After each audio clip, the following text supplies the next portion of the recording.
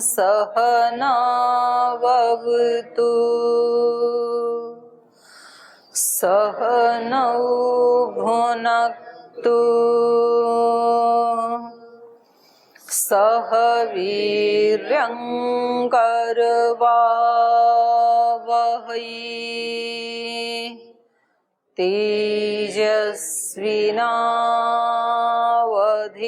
तेजस्विनावधीतमस्तु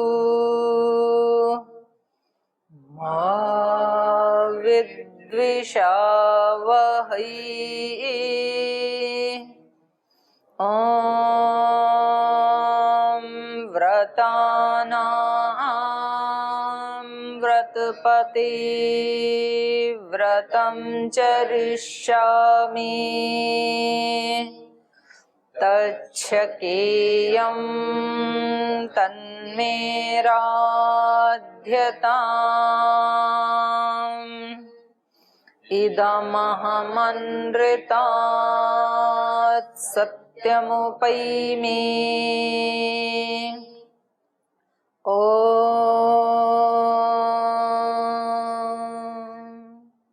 शान्ति शान्ति शान्तिः।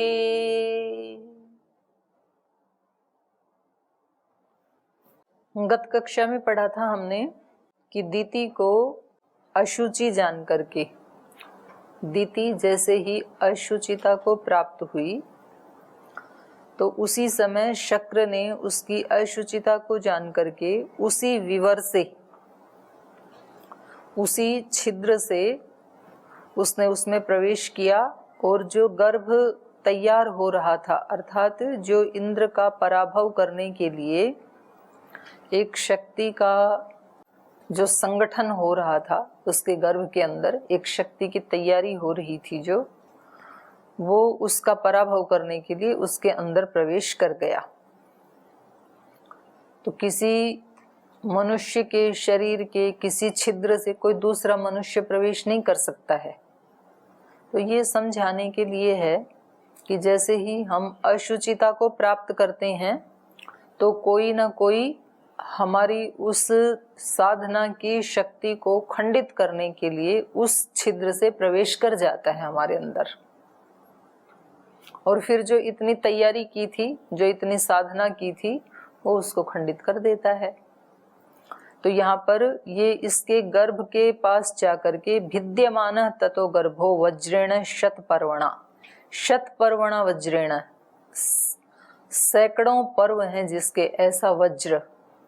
तो जैसे दैवी शक्तियां बहुत विशाल और बहुत शक्तिशालिनी होती हैं, ऐसे ही आसुरी शक्तियां भी, जैसे इंद्र का वज्र, वज्र में भी बहुत शक्ति है। शतपर्वणा, सैकड़ों उसके पार्ट हैं, और उससे उसने उस गर्भ को भिद्यमानः, वो उसका विदीर्ण कर रहा था, उसको खंडित कर रहा था। तो राम सुस्वर रुरोद, हे राम तब दिति सुस्वरम रुरोद, अबुध्यत, अबुध्यत माने वो जान करके, जब उसके सामने ही उसके गर्भ के सैकड़ों टुकड़े हो रहे थे तो उसको टुकड़े किए जाते हुए ऐसा उसको जान करके सुस्वरम रुरोद, दिति अच्छे स्वर में रोने लगी। अच्छे स्वर में मतलब बहुत ज्यादा रोने लगी कि भाई ये तो मेरी आंखों के देखते ही सब खंडित हो गया। ततः दिति अबुध्यत सुस्वरम रुरोद। तो यहाँ तक हमने पढ़ा था। तो इस पाठ में से किसी का कोई प्रश्न है तो पूछ सकते हैं पहले। जी बोलिए। ओम दीदी प्रणाम। दीदी यहाँ पर जो दिति का गर्भ है वो 7 भागों में व्यक्त कर दिया, ऐसा कहा है। और हमने योग दर्शन में पढ़ा है कि हमारी जो प्रज्ञा है वो भी 7 प्रकार की होती है। तो ये जब असुचि को प्राप्त हुई तो इंद्र ने इनके गर्भ को 7 टुकड़ों में विभाजित कर दिया।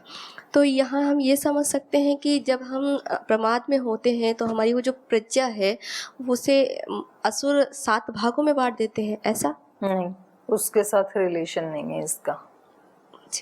ये तो वैसे ही बताया है, उसके साथ बुद्धि के साथ नहीं है इसका रिलेशन। हाँ जी। ओम दीदी जी, हाँ बोलिए।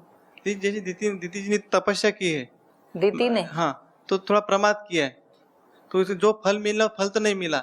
उसी तरह हम जो साधक इस पद पर जी रहे हैं, मगर जीवन में तो जागरूक रहती दीदी जी, मगर कभी जागरूक होने के बाद भी ऐसी भूल हो जाती है, तो ऐसा लगता है कभी कि जीवन में एक्स्ट्रा अलर्ट रहना चाहिए क्या हमें जी जागरूक जी होने के बाद भी। जी जी। तो कैसे दीदी जी रहना? तो आप तो खुद ही कह रहे हैं कि वो होने के बाद हमें लगता है कि एक्स्ट्रा अलर्ट रहना चाहिए।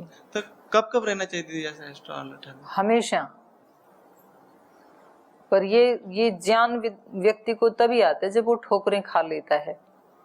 जब एक दो बार, जैसे किसी व्यक्ति ने बहुत मेहनत करके, उसको रुपए पैसे की बहुत आवश्यकता थी, कोई स्पेशल सामान उसको खरीदना था, और उसने ओवर ड्यूटी की, बहुत मेहनत की, भूखा रह रह करके धन कमाया, और फिर जब लेके आ रहा था सैलरी, तो उसने प्रमाद से ऐसे जेब में ऊपर ऊपर रख दिए पैसे, तो वो कहीं गिर गई बस में, फिर वो रह गया वैसे ही। फिर दूसरी बार भी ऐसे ही हुआ, तीसरी बार भी ऐसे ही हुआ, तो चौथी बार फिर वो जेब में रखेगा नहीं, या रखेगा तो अपने जेब में कुछ बटन, जेब वो चेन आदि कुछ लगाएगा, क्योंकि उसका ये अनुभव है ना कि मैं 2-3 बार अपनी गहरी मेहनत की कमाई को खो चुका हूँ। तो ये जो दुख है, दुख का दर्शन ही हमें उन दुखों से दूर हटाता है। व्यक्ति को संसार में दुख का दर्शन होना चाहिए। तो दुख जो जिसको लोक में भी जिसको दुख कहा जाता है, उसका दर्शन तो सभी को होता ही है, पर किसी को सुख में भी दुख का दर्शन हो जाए तो वो व्यक्ति जाग जाएगा। नहीं तो फिर व्यक्ति आधे दुख का दर्शन करता है। दुख का मतलब इंद्रियों के प्रतिकूल है, उसको तो दुख मान लेता है, पर जो वास्तव में आत्मा का ह्रास करते हैं इंद्रियों के विषय, जिनको लोक में सुख कहा जाता है, उसमें वो दुख नहीं देख पाता है, तो फिर वो जाग भी नहीं पाता है। तो सारी की सारी साधना उत्तिष्ठता जागृत है। एक बहुत बड़े विचारक हुए हैं जे कृष्णमूर्ति, वो कहते हैं कोई ध्यान उपासना ये वो सब करने की कोई आवश्यकता नहीं है, बस केवल आप अपने विचार के प्रति सजग हो जाओ। क्योंकि जो हमारा 5 प्रकार का अस्तित्व है, अन्नमय कोश, प्राणमय कोश, मनोमय कोश, विज्ञानमय कोश, आनंदमय कोश, तो मनोमय कोश उसके बीच में आता है। 2 इधर कोश हैं, 2 इधर हैं, तो ये दोनों को एक तरह से ब्रिज का काम करता है। मनोमय कोश हमारा जो मन है, मन से ही ये दोनों कोश भी चलते हैं, और मन से ही वो दोनों भी जुड़े हुए हैं। इसलिए विचार के ऊपर मन को समझना, विचार को समझना, उसके आवेगों को, प्रवेगों को समझना, यहाँ से अध्यात्म की शुरुआत होती है। ये प्रवेश द्वार है योग में जाने का। इसलिए महर्षि पतंजलि ने अपने योग के शास्त्र की शुरुआत इसी से की, योगस चित्तवृत्ति निरोध, विचार से की उन्होंने, क्योंकि वो बीच, उससे पहले तो वो योग की श्रेणी में आएगा ही नहीं। जो केवल स्थूल शरीर या केवल प्राणिक शरीर के आवेगों में जो जी रहा है, स्थूल शरीर की खुशियों के लिए, स्थूल इंद्रियों की खुशियों के लिए, या जो प्राण के जो आवेग हैं उनके लिए जो जी रहा है, तब तक तो योग के द्वार में उसका प्रवेश नहीं हुआ। फिर वो मन में जाकर के, मन में भी फिर 2 प्रकार के विचार हैं, पॉजिटिव नेगेटिव, क्लिष्ट वृत्ति, अक्लिष्ट वृत्ति। तो अक्लिष्ट वृत्ति को जब साधेगा तब उसकी योग की शुरुआत होगी। वहां पर योगस चित्तवृत्ति निरोध है जो कहा है, तो वो क्लिष्ट वृत्तियों के निरोध का कथन है। वो अक्लिष्ट तो रहेंगी तभी भी, और फिर बाद में वो भी हट जाएंगी। सीढ़ियां है ना, जैसे छत पे जाना है हमें, तो सबसे पहली सीढ़ी क्या है? प्रथम। तो प्रथम सीढ़ी तो ये स्थूल शरीर ही है, फिर उसको भी छोड़ो, फिर दूसरी आती है प्राण की, फिर तीसरी सीढ़ी है मन की, और मन में भी फिर 2 पार्ट कर दिए, मन वाली सीढ़ी में भी। उसमें भी पहले, अब कोई व्यक्ति कहे जी आप तो सारी सीढ़ी छुड़ाते जा रहे हो। कोई जब योग साधना के लिए तैयार होता है तो कोई किसी को बताता है कि आप इस शरीर भाव से ऊपर उठें, असतो मा सद्गमय। तो वो कहता है अच्छा ठीक है। फिर कहते हैं आप प्राण से भी इसको भी छोड़ो, शरीर को भी छोड़ो, मन के भी आवेगों को छोड़ो। तो कहता आप तो सब छुड़ाते ही चले जा रहे हो, एक एक सीढ़ी हमारे से छुड़ाते चले जा रहे हो। पहली सीढ़ी को छोड़ो कहा था पहले, फिर कहा दूसरी को भी छोड़ो, अब कह रहे हो तीसरी को भी छोड़ो। तो फिर आप इसके ऊपर हमें चढ़ाते ही क्यों हो जब छोड़ना ही है तो क्योंकि जो स्थान आपको प्राप्त करना है, आपको प्राप्त करना है सीढ़ी लेस, जहाँ कोई भी सीढ़ी नहीं होगी, वो आपका गंतव्य है। सीढ़ियां गंतव्य नहीं है, पर उसको प्राप्त करने के लिए सीढ़ियों पे पैर रखना ही पड़ेगा, तो इसलिए ये पकड़ाई जाती हैं। तो सबसे पहले शरीर को ही स्वस्थ रखना ये पहली सीढ़ी है। तो इसलिए व्यवधानों में सबसे पहला व्यवधान क्या बताया? व्याधि। तो व्याधि मुक्त शरीर होना ही पड़ेगा, ये पहली सीढ़ी है, पर वहां रुकना नहीं पहली के ऊपर।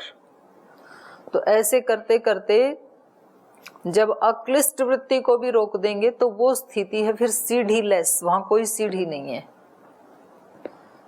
जब विज्ञानमय कोश में प्रवेश होगा इसका मन के बियॉन्ड, तो वहां कोई भी विचार नहीं है, सात्विक विचार भी नहीं है, राजसिक तामसिक भी नहीं है, नेगेटिव विचार भी नहीं है, पॉजिटिव विचार भी नहीं है, निर्विचार।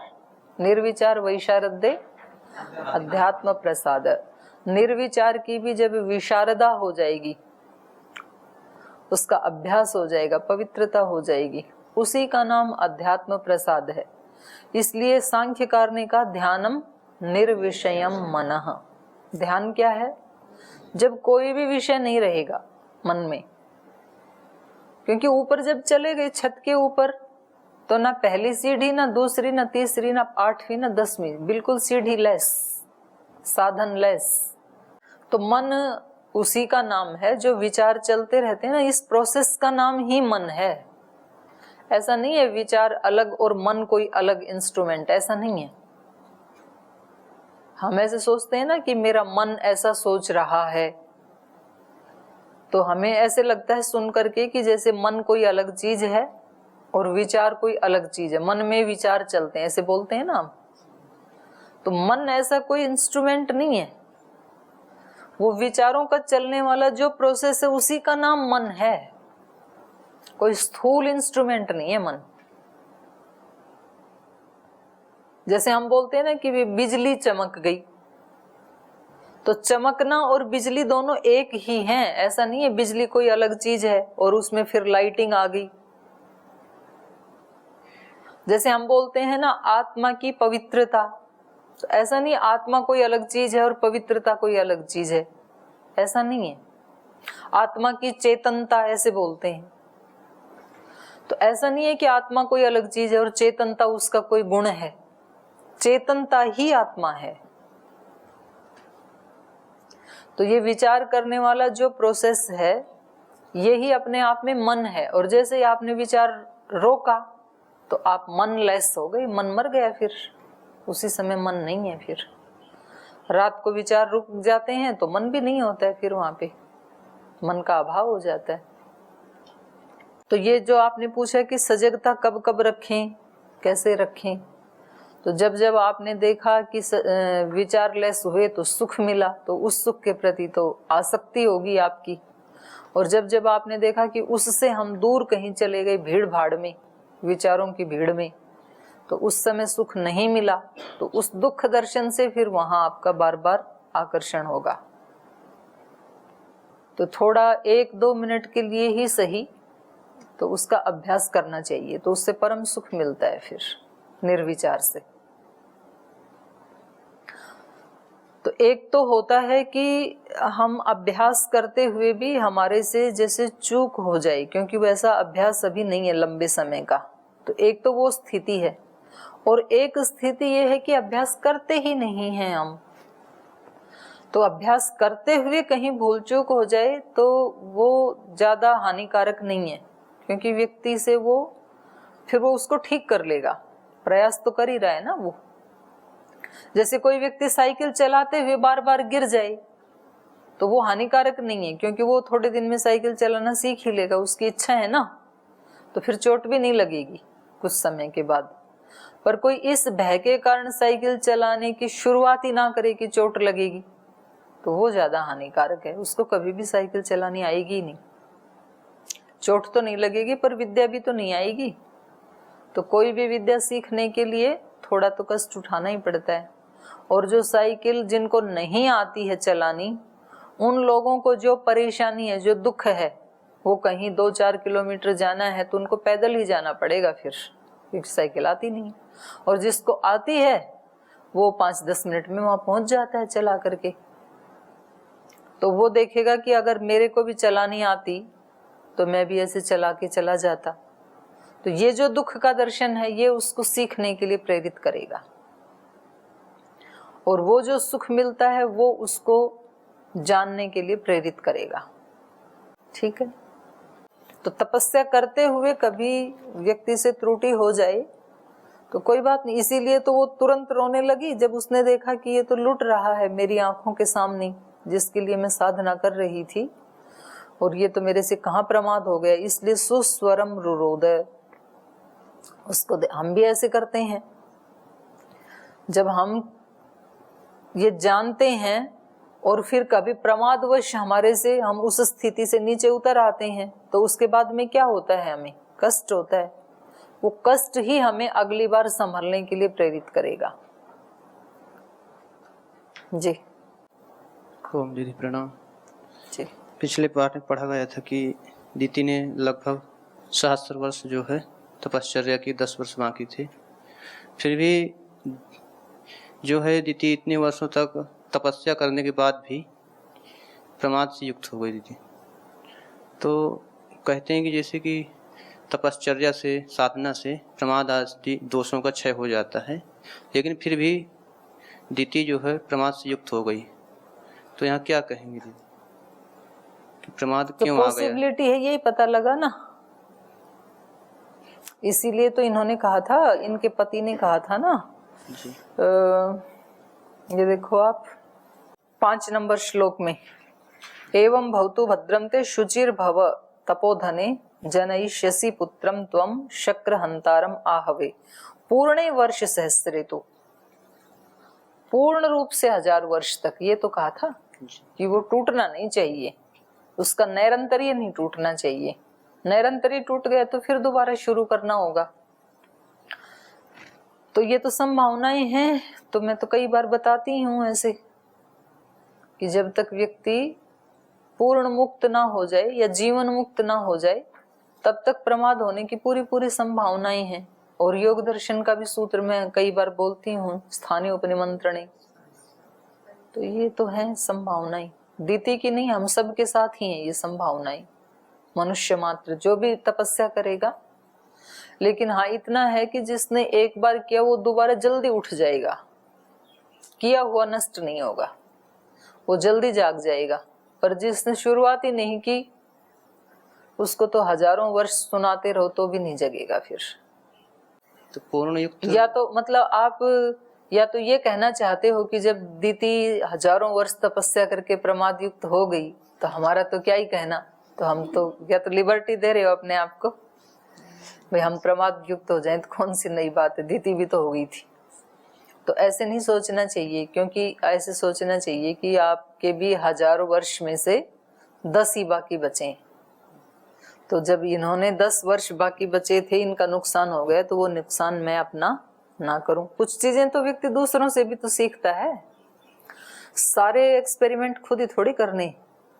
एक व्यक्ति का शराब पी के फेफड़ा गल गया, कैंसर हो गया, तो दूसरे व्यक्ति संभल जाते हैं ना, उसका पड़ोसी, वजह से ये मर रहा है ऐसे मैं भी मरूंगा, तो फिर वो छोड़ देता है। पड़ोसी को कोरोना होकर के मरते हुए देखा तो ये संभल जाता है। ऐसे कई लोग आके यहाँ योग ग्राम में अपनी प्रतिक्रिया देते हैं, बोल जी मैंने अपने पड़ोसी को मरते हुए देखा तो मैंने सोचा तू भी मर जाएगा, तो इसलिए मैं तो भाग के यहाँ आ गया योग ग्राम में कि इससे अच्छा तो मैं योग कर लेता हूँ। दूसरों से भी सीखते हैं हम, तो दीति से हम सीख सकते हैं, न कि लिबर्टी दें अपने आप को कि भाई वो हजारों वर्ष तपस्या करके वो ही प्रमाद युक्त हो गई तो हम भी हो जाएं तो कौन सी बात है, ऐसे नहीं है ना। तो 2 मैसेज हैं इसके। पूर्ण युक्त साधना को क्या कहेंगे दीदी? पूर्ण युक्त साधना को जी। जब सारे दोषों का नाश हो के हम अपने स्वरूप में प्रतिष्ठित हो जाएं, वो पूर्णता है। और ये हमने माना हुआ है ज्यादा, मतलब व्यक्ति ने ये माना हुआ है। जैसे किसी व्यक्ति ने किसी को कहा कि इस ताले को जो खोल देगा उसको 1 करोड़ रुपए का इनाम मिलेगा। एक दरवाजे को खोल देगा तो इसके अंदर एक बहुत खजाना भरा पड़ा है और इस पे एक लॉक लगा हुआ है, इसको जो खोल देगा उसको वो सारा खजाना मिलेगा। तो खूब महान महान लोग वहां पर आए, जो बड़े विद्वान थे, गणितज्ञ थे। उसमें नंबर से वो ताला खुलना था, नंबर का ताला होता है ना। तो उन्होंने सब नंबर लगा लगा के देखे, बड़े बड़े जो गणितज्ञ थे, ताला खुला ही नहीं और अंदर करोड़ों रुपए का खजाना था। फिर एक कोई मेरे जैसा मूर्ख सा बुद्धू सा बैठा हुआ था वहां पे, तो उन्होंने सोचा, बोले भाई तुम भी ट्राई कर लो, आ ही गए हो तो। बोले ठीक है, कर लेते हैं। और वो आराम से निश्चिंत बैठा था, कुछ ज्यादा घटा जोड़ नहीं कर रहा था। तो वो वहां पे गया और उसने उसको धकेला दरवाजे को और अंदर घुस गया। उसका नंबर आते नहीं थे। तो मीडिया आ गया तुरंत उसके मुंह के सामने और लगा कि बताओ आपने ये ताला कैसे खोला, आपको कैसे पता लगा कि ये नंबरलेस है। तो बोल देखो हमें तो नंबर तो आते नहीं, गणित तो हम जानते नहीं है। हमारे दिमाग में एक आइडिया आया जब ये सब लोग ट्राई कर रहे थे, तो हमें ये लगा कि पहले खोल के देख लेना चाहिए कि ताला बंद भी है कि नहीं। पहले ये तो देखें बंद है भी कि नहीं, तो कहीं ऐसा ना हो बंद ही ना हो। तो बोले हमने ऐसे धकेला और ये वास्तव में बंद था ही नहीं। तो हमने सुन सुन करके लोगों ने हमें ये बता दिया, आपके तो बहुत राग द्वेष के, अज्ञान के, अविद्या के संस्कार हैं, उनको हटाने में हजारों वर्ष लगेंगे, तब कहीं जाकर के आपको अपना स्वरूप प्राप्त होगा। और हमने ऐसा मान लिया, तो अब हम हटाने में लगे हुए हैं अज्ञान को, अविद्या को, राग को, द्वेष को। और हमें ये पता नहीं कि ये हैं भी कि नहीं है, ये हमने देखा ही नहीं कभी। ऐसा मन में नहीं आता ना कि ऐसा भी तो हो सकता है कि मेरे अंदर एक भी ना हो।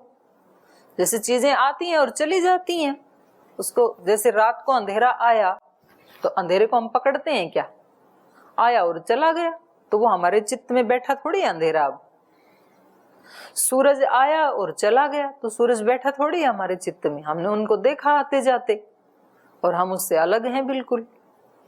तो ऐसे ही हमने इन दोषों को आते जाते हुए देखा और वो आए और चले गए, तो हमारे से चिपके थोड़ी हैं। ऐसा भी तो व्यक्ति सोच सकता है ना। गीताकार ने तो बताया यही, आगमा अपाइनो नित्या तान तितिक्षस्व भारत। तो तितिक्षस्व का मतलब ये आ रहे हैं जा रहे हैं, उनको देखो और फिर अलग हो जाओ, अलर्ट हो जाओ, या उससे अलग हो जाओ, या उसके दृष्टा बन जाओ। बात एक ही है, अलग अलग शब्दों में एकम सद्विप्रा बहुधा वदंती, अनेक प्रकार से बता रहे हैं उसी एक ही सत्य को। तो अभी यदि ये मान लें कि है ही नहीं लोग कहीं, तो बस अभिमुक्त। और अभिमुक्त तो बस आपकी पूर्ण हो गई सहस्र वर्ष की साधना। पर इस स्थिति में ऐसे सोच के फिर वो दोबारा नहीं आना चाहिए। एक बार यदि उसमें प्रतिष्ठित हुए तो फिर उसी में ही जो जीते जाएं, तो उनको फिर महापुरुष कहा जाएगा पूर्णता। जैसे योग तो बहुत लोग शुरू करते हैं और अपने बहुत बड़े बड़े रोग भी ठीक करते हैं, पर एक दिन भी योग को मिस ना करें, ऐसे श्रद्धेय स्वामी जी महाराज हैं। नहीं तो हम कोई एक दिन मिस कर देते हैं, कुछ लोग ठीक होने के बाद मिस कर देते हैं, पर एक सिंगल दिन भी मिस ना करे वो फिर महानता है। और जो बीच बीच में मिस भी कर देते हैं, शुरू भी कर देते हैं, वो फिर हमारे जैसे सामान्य लोग होते हैं। तो ये है पूर्णता कि फिर एक बार भी ना आने दे, पर वो अपने अंदर से समझ आती है, तब ही पूर्णता सधती है। तो ये पहली सीढ़ी है जो हम शास्त्र पढ़ रहे हैं ना, ये जो हमें बता रहे हैं, ये प्रथम स्टेप है। और फिर इसके ऊपर विश्वास करना ये दूसरा स्टेप है। पहले तो पढ़ा, फिर उसके ऊपर यदि श्रद्धा विश्वास नहीं है तो आप वहीं खड़े रह जाएंगे। फिर आप कहेंगे कि मैं सब जानता हूं, बस इससे आगे कुछ नहीं है। तो आपने फिर शुरुआत नहीं की, आपको विश्वास श्रद्धा यदि नहीं है तो दूसरी सीढ़ी, विश्वास हो गया तो समझो पहली सीढ़ी छूट गई, दूसरी पे चढ़ गए आप, और फिर दूसरी वाली तब छूटेगी जब हमने वैसा करना शुरू किया। हम खुद देखेंगे अनुभव करके, तो दूसरी अपने आप छूट जाएगी। फिर जब आपको ऊपर जाने की लालसा होती है, आप ऊपर जाते हैं, तो फिर आपको ये मन में विचार थोड़ी करना पड़ता अब छोड़ दूं इस पहले वाली सीढ़ी को, नहीं तो दूसरी पे कैसे चढ़ूंगा, ऐसे सोचना पड़ता है क्या? एकदम चढ़ते ही चले जाते हैं, क्योंकि लक्ष्य में क्या है, छत है, तो पता भी नहीं चल, छोड़ना नहीं पड़ता, छूट जाता है, अपने आप छूट जाता है, छोड़ना नहीं पड़ता कुछ भी। और जब तक छोड़ना पड़ रहा है तो तब तक वो छूटेगा नहीं। एक व्यक्ति सन्यासी बन गए और खूब वो साधना तपस्या बहुत कुछ करते थे, तो फिर 20 साल के बाद उनको किसी ने खबर दी, बोले वो जो आपकी पत्नी थी वो आज मर गई। तो उन्होंने कहा कि अच्छा है, झंझट मिटा। तो इसका मतलब ये 20 साल से झंझट को साथ ही लिए ढो रहे थे क्या? मतलब 20 साल पहले छोड़ के आए थे और आज कह रहे हैं कि अच्छा हुआ झंझट मिट गया, तो इसका मतलब ये झंझट साथ ही था ना। तो ये भी हो सकता है। और कौन था भाई जी? ओम दीदी, दिन प्रतिदिन भक्ति कैसे आगे बढ़ेगा? आपकी ये प्यास ही भक्ति को बढ़ा देगी। भक्ति से आप क्या समझे? भक्ति मतलब क्या? किसको भक्ति कहते हो आप? यही हम जानना चाहते हैं। तो पहले आपने ये नहीं पूछा कि भक्ति क्या होती है, आपने पूछा भक्ति कैसे बढ़े। तो बढ़ेगी तो तब पहले भक्ति पैदा तो हो। कोई चीज, कोई बच्चा पैदा हो गया तो बढ़ तो अपने आप जाएगा, वो प्रकृति का नियम है, पैदा होने के बाद बढ़ेगा ही वो। पहले पैदा तो हो। तो पहले ये पूछो कि भक्ति क्या है और वो उत्पन्न कैसे हो। जी, भक्ति क्या है? तो इस पे पहले थोड़ा चिंतन कर लो, क्योंकि आपने ये बात पहले भी और भी कई जगह पूछी ही होगी, और आज मैं भी बताऊंगी तो भूल ही जाओगे। तो थोड़ा मैं बताऊंगी, थोड़ा आप पुरुषार्थ करो। आपको मतलब सचमुच भक्ति पैदा करनी है कि जानना है केवल? भक्ति पैदा करके जानना, उस पर चलना भी है। हाँ, तो फिर तो देखो आपको भी मेहनत करनी पड़ेगी फिर थोड़ी सी। यदि आपको सचमुच, मैं तो सहायता करूंगी केवल, तो भक्ति के ऊपर थोड़ा आप भी थोड़ा चिंतन कर लो। पहले ये आप सोचो कि भक्ति है क्या और वो पैदा कैसे हो, फिर आपको जो लगेगा फिर उसके ऊपर। क्योंकि फ्री में कोई भी चीज मिल जाती है ना तो उसका महत्व नहीं होता है, व्यक्ति उसको खो देता है फिर। या फिर सस्ते में कोई चीज मिल जाती है उसको भी खो देता है, और कोई चीज बहुत महंगी होती है उसको नहीं खोता है व्यक्ति।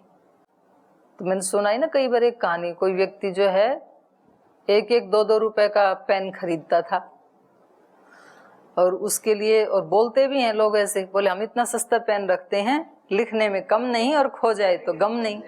तो मानसिकता ही पहले ये है कि खो जाए तो गम नहीं, तो गम होगा ही नहीं, और वो खोते ही रहते हैं। तो ऐसे ही था एक व्यक्ति, तो और खो देता था खूब पेन। तो एक उसका मित्र था, वो बहुत महंगे महंगे पेन रखता था और उसका कभी नहीं खोता था। तो उसने एक बार उसको पेन गिफ्ट किया, उसने उसको भी खो दिया। तो उसने पूछा अगली बार, भाई वो मैंने आपको पेन दिया था उसका ढक्कन सोने का था। बोले वो तो खो गया, क्योंकि मुझे तो खोने की आदत है। तो उन्होंने कहा अच्छा ठीक, कोई बात नहीं, अब एक काम ऐसा करो, अब की बार आप महंगा पेन खरीदो। तो उसने कहा नहीं देखो मेरी खोने की आदत है, मैं कहीं खो दूंगा इसलिए मैं खरीदता नहीं हूँ। उन्होंने कहा कोई बात नहीं, खरीदो तो सही, खो दोगे तो मैं दे दूंगा कीमत आपको, कोई बात नहीं आप खरीदो।